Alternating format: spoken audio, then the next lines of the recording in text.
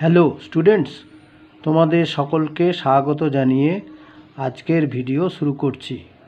আজকের ভিডিওর বিষয় ক্লাস 6 গণিত সেকেন্ড সামেটিভ এভালুয়েশন টেস্ট 2024। ঠিক আছে, তাহলে চলো বেশি দেরি না করে ভিডিওটি শুরু করা যাক। Second summative evaluation test 2024, class 6, subject mathematics. একে অঙ্কটি হলো নিচের প্রশ্নগুলি নির্দেশ অনুযায়ী উত্তর দাও। একের অঙ্কটি হলো একের অঙ্কটি হলো 5/3 অংশ সমান ড্যাশ শতাংশ শূন্যস্থান পূরণ করো। এখানে আমি করে দিয়েছি এবং তোমাদের বুঝিয়েও দিচ্ছি কনসেপ্টটা। সামান্য ভগ্নাংশকে 100 দ্বারা গুণ করে শতকরা মান নির্ণয় করা হয়, অর্থাৎ বন্ধনীর ভিতরে সামান্য ভগ্নাংশকে 100 দিয়ে গুণ করে বন্ধনীর বাইরে শতকরা চিহ্ন দেওয়া হয়। তাহলে এখানে তাই করা হলো। বন্ধনীর ভিতরে 5/3 × 100, বাইরে বন্ধনীর বাইরে পার্সেন্টেজের চিহ্ন, কাটাকাটি করলে 5কে 5 দিয়ে 1, 100কে 5 দিয়ে কাটলে 20, তাহলে নিচে 1 উপরে রইল 3 × 20 60, অতএব উত্তর হলো 60%। নাম্বার 2 বলা হয়েছে 0.7 ডেকামি সমান ড্যাশ কিমি। আচ্ছা, এখানে দেখো আমরা এই যে এইখানে কিমি হেমি ডেকামি মানে এই দিক থেকে এই দিকে আসবে, তাহলে এই দিক থেকে এই দিকে আসতে গেলে ভাগ, আর এই দিক থেকে এই দিকে যেতে গেলে গুণ। তাহলে এইখান থেকে এক ঘর আসবে, তারপরে আরেক ঘর আসবে, না 2 ঘর যাবে। তার মানে কি হচ্ছে 1 কিমি সমান হচ্ছে 10, প্রতিটি ঘর পিছু 10 দিয়ে। এইখানে হয় গুণ, ডান দিকে গেলে গুণ অথবা ভাগ, তাহলে এইখান থেকে এইখানে গেলে 10, আবার এখান থেকে এইখানে গেলে 10, সেটাই করা হয়েছে। 1 কিমি সমান 10 হেমি সমান 10 × 10 100 ডেকামি, মানে 1 কিমি সমান কত 100 ডেকামি। তাহলে 0.7 ডেকামিকে 100 দিয়ে ভাগ করা হয়েছে, উত্তর হয়েছে 0.007। নাম্বার 3 বলা হয়েছে সঠিক উত্তরটি নির্বাচন করো। একটি মাত্র তল দিয়ে তৈরি ঘনবস্তুটি হলো এ ছক্কা, বি এর পেন্সিল, সি এর খাতা, ডি এর বল। তাহলে ছক্কা কার উদাহরণ না ঘনকের, তাহলে ঘনকের তল 6টি, তাহলে একটি মাত্র নয়। পেন্সিল কার উদাহরণ না বেলন, তাহলে বেলনের কটি তল, একটি মানে বক্রতল আর 2টি সমতল। তাহলে এখানে তার 2টি তল, একটি বক্রতল একটি সমতল। খাতার এটা হচ্ছে আয়তঘনের উদাহরণ, এরও 6টি তল। বল এক গোলকের উদাহরণ, এর একটি মাত্র তল, তাহলে একটি মাত্র তল দিয়ে ঘনবস্তুটি হলো বল। এইবারে 4 হচ্ছে সত্য না মিথ্যা লেখো। 3/2 ভগ্নাংশটি একটি সসীম দশমিক সংখ্যা, উত্তর হচ্ছে মিথ্যা। কারণ দেখো এটা বলে দিয়েছি, কারণ কি বুঝিয়ে দিয়েছি। এ দেখো এখানে 2কে 3 দিয়ে ভাগ করা হচ্ছে। এখানে দেখো যেহেতু 2 ছোট 3-এর থেকে, সেজন্য 0 বসলো, তারপরে দশমিক দিয়ে 0 বসালাম 2-এর পাশে। এবারে 3 × 6 = 18, 2 বাকি রইল, আবার দশমিকের জন্য 0, 3 × 6 = 18, আবার দশমিকের জন্য 0। এইভাবে কি দেখা যাচ্ছে 0.66666 করে চলতেই থাকবে। তাহলে এটি হচ্ছে একটি অসীম দশমিক সংখ্যা, সেই জন্য উত্তরটি মিথ্যা। আচ্ছা, এইবারে লেখার অঙ্ক একটু বড়।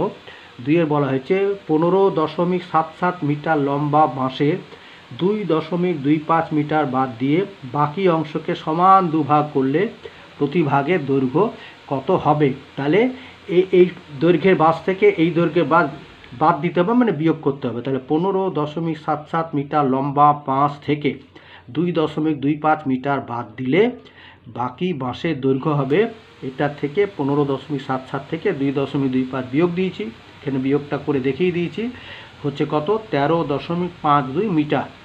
তাহলে 13.52 মিটার বাঁশকে সমান 2 ভাগ করলে প্রতি ভাগের দৈর্ঘ্য হবে, 2 দিয়ে ভাগ করতে হবে, সমান 2 ভাগ, সেজন্য 2 দিয়ে ভাগ করলাম, ভাগটা এখানে করে দেখিয়ে দিয়েছি।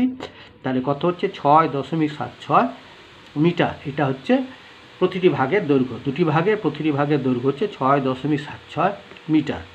আচ্ছা, এবার 3-এরটা হচ্ছে আবৃত দশমিকের অঙ্ক। 0.081, 8 এবং 1-এর মাঝে পৌনঃপুনিক চিহ্ন কে সামান্য ভগ্নাংশে পরিণত করো। তাহলে 0.081, এটা কি করেছি। আচ্ছা, এখানে দেখো দশমিকের পরে কটি অংশ আবৃত আছে, 2টি অংশ, সেটা কি 81। তাহলে 81 লিখলাম, মাইনাস এখানে অনাবৃত কত কি আছে সংখ্যাটি 0, তাহলে 81 - 0। এখানে আবৃত অঙ্কের সংখ্যাটি লিখলাম, আবার বলে দিচ্ছি 81 মাইনাস 0 ডিভাইডেড বাই, এখানে আবৃত সংখ্যা কটি? দুটি, তার মানে দুটি নয়, আর অনাবৃত সংখ্যা কটি? একটি, সেজন্য একটি 0, তাহলে দুটি 9 বাই 0। এবার 81 থেকে 0 বিয়োগ দিলে 81, তার নিচে 990, এখানে লঘিষ্ঠ আকারে পরিণত করতে হবে, তাহলে 9 দিয়ে কাটাকাটি করলাম, 9 9 81, আর 9কে 990 দিয়ে কাটলে হবে 110, সমান কত হলো? সামান্য ভগ্নাংশে 9/110। ঠিক আছে, এর পরের অঙ্কটি দেখো, একটি বিশেষ ধরনের পিতলে 70% তামা ও বাকি 10টা আছে, এরকম 20 কিগ্রা পিতল তৈরি করতে কত পরিমাণ দস্তা লাগবে? পিতলে তামার পরিমাণ বলে দেওয়া হয়েছে 70%, অতএব পিতলে দস্তার পরিমাণ হবে কত? 100%, মানে সম্পূর্ণ অংশটাকে 100 ধরা হয়, পার্সেন্ট আছে 100, তাহলে 100 থেকে 70 বিয়োগ দিয়ে কত রইল? 30%। এটা হচ্ছে দস্তার পরিমাণ, তাহলে তামার পরিমাণ 70% আর দস্তার পরিমাণ হলো 30%। এবারে সুতরাং 20 কিগ্রা পিতলে আমাদের কিন্তু বলেছে, দেখো এখানে কার পরিমাণ নির্ণয় করতে বলছে? দস্তা, তাহলে আমাদের তামার দরকার নেই, তামার পরিমাণ নির্ণয় করা দরকার নেই, কেবলমাত্র দস্তার পরিমাণ নির্ণয় করতে হবে। তাই এখানে করলাম, সুতরাং 20 কিগ্রা পিতলে দস্তার পরিমাণ 20 উইদিন ব্র্যাকেট 20 ইন্টু 30/100, 30% মানে উপরে লবের ঘরে 30, নিচের ঘরে 100।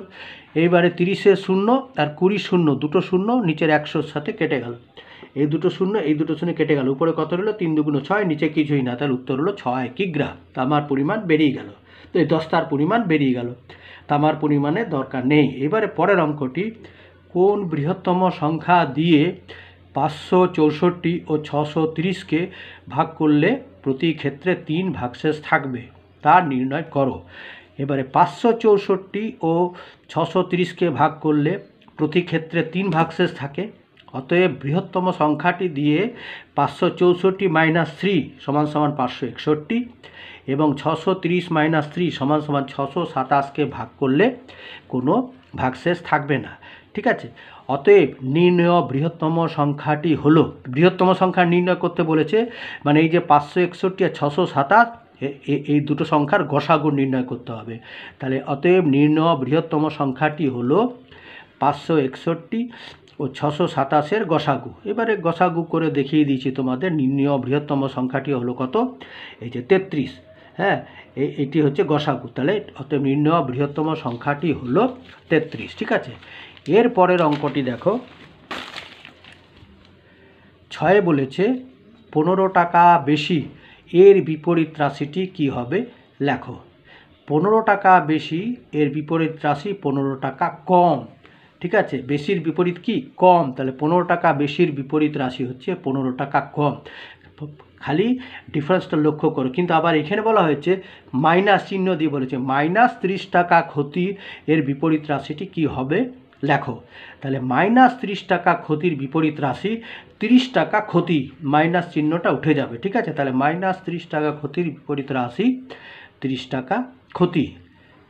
এবারে এইটা বলা হচ্ছে সমরেখ বিন্দু কাকে বলে? চিত্রসহ লেখো।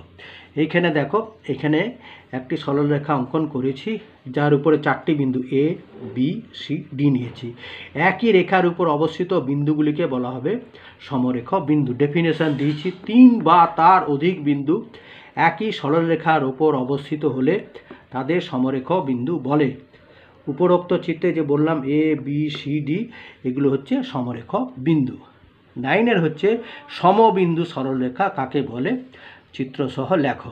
একই বিন্দুগামী সরলরেখাগুলিকে সমবিন্দু সরলরেখা বলে। এইখানে দেখো, এই যে বিন্দু, এই বিন্দুটার কে দিয়ে এই যে সরলরেখাগুলি গেছে, এগুলোকে এই একটা বিন্দুকে ধরে নাও ও, হ্যাঁ, এটাকে ও ধরে নাও, তাহলে ও বিন্দুগামী, হ্যাঁ, এই যে ও বিন্দুগামী এই যে সরলরেখা, এগুলোকে কি বলা হবে?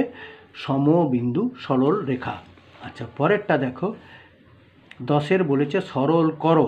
এখানে সরলের অঙ্কটি দেওয়া হয়েছে, আমি কিভাবে করেছি দেখো, -5 প্লাস -7-এর বিপরীত সংখ্যা মাইনাস উইদিন ব্র্যাকেট -5, তাহলে -5টা রইল, এখানে যা আছে আছে, প্লাস দিলাম। এবার -7-এর বিপরীত সংখ্যা হচ্ছে +7, -7-এর বিপরীত সংখ্যা হচ্ছে +7, আবার এখানে মাইনাস, এখানে মাইনাস যা রাখলাম।